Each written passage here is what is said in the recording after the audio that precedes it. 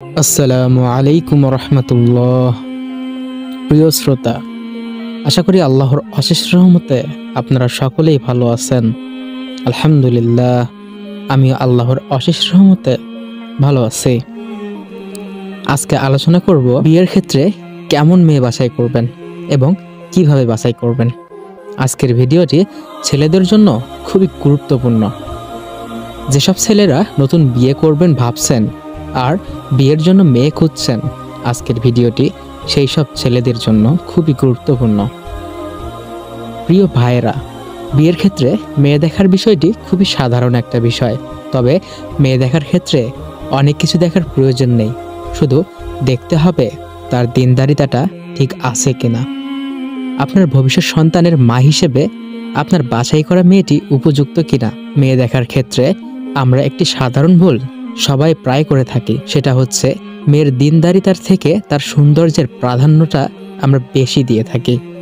আর আমাদের সব থেকে বড় ভুল এটাই, কারণ আমরা বুঝি না মেয়েদের সৌন্দর্যের ভালো লাগাটা সীমিত সময়ের, এটা দীর্ঘমেয়াদী না। আর আমাদের এই সামান্য ভুলের কারণেই আমাদের পরবর্তী জেনারেশনটা তৈরি হচ্ছে এক একটা অসুস্থ জেনারেশন হিসেবে, যে ভুলের কারণে আমার আপনার সন্তানেরা পাচ্ছে না সঠিক দিনী শিক্ষা, যে ভুলের কারণে আমাদের সন্তানদেরকে আমরা একটি আদর্শ মা উপহার দিতে পারছি না। তাই প্রিয় ভাইরা, শুনুন, আপনার জন্য স্ত্রী নয়, আপনার সন্তানের জন্য মা খুঁজুন। মানুষের চাহিদা সময়ের সাথে সাথে পরিবর্তনশীল। আজ মানুষ যা চায়, সময়ের দাবি মেটাতে কাল সেই চাহিদা ভিন্ন হয়ে যায়। আপনি বিয়ের সময় নিজের জন্য শুধুমাত্র স্ত্রী খোঁজেন, কিছুদিন পর যখন সন্তান জন্ম নেয় তখন আপনি আশা করেন ওই শুধুমাত্র স্ত্রী যেন ভালো মা হয়ে ওঠে, আপনার সন্তানকে ভালোভাবে তরবিয়ত দেয়। কিন্তু আপনার এই আশা পূরণ হয় না। সন্তান 5টা সূরা ভালোভাবে শুদ্ধ করে শেখে না। সন্তান নবী সাল্লাল্লাহু আলাইহি ওয়াসাল্লামের জীবনের সাধারণ ঘটনাবলীগুলোও জানে না। ইসলামের ইতিহাসের 5টা বীরের নাম সন্তান জানে না। সন্তানের উত্তম পরিচর্যা ও সুন্দর বিকাশ হচ্ছে না, কিভাবে হবে? সন্তানের মা নিজেই এগুলো জানে না, সে নিজেই গাফেল দিন থেকে। তখন আপনার মনে হয় সন্তানের মা হিসেবে আপনার স্ত্রী ভালো না। যখন রান্না ভালো হয় না, তখন আপনার পরিবারের নিকট মনে হয় রাঁধুনি হিসেবে এই মেয়ে ভালো না।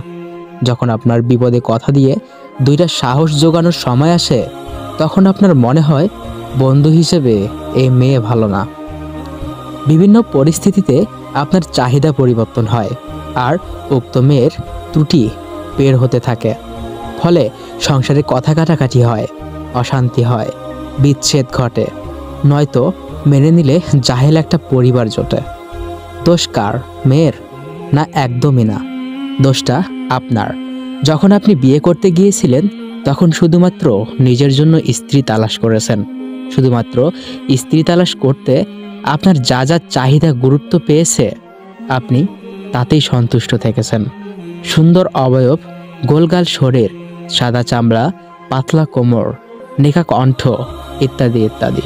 তখন আপনি একবারের জন্য ভাবেননি যে এই পাতলি কোমর আমার সন্তানের মা হিসেবে কেমন হবে, পরিবারের কঠিন সময়ে আমার বন্ধু হিসেবে কেমন হবে?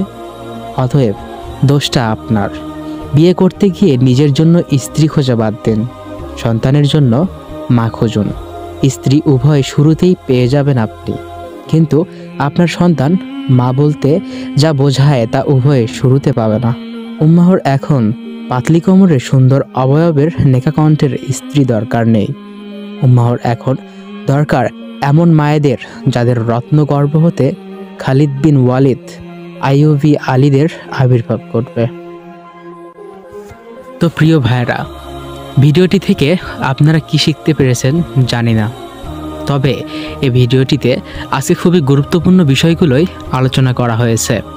অবশ্যই এই ভিডিওতে বলা এই বিষয়গুলো আপনারা মেনে চলবেন। তো ভাইরা, ভিডিওটি কেমন লেগেছে জানি না, যদি ভালো লেগে থাকে তাহলে অবশ্যই একটি লাইক করবেন। আর যদি আমার চ্যানেলে আপনি নতুন হয়ে থাকেন তাহলে অবশ্যই চ্যানেলটিকে সাবস্ক্রাইব করে পাশে থাকবেন। ধন্যবাদ।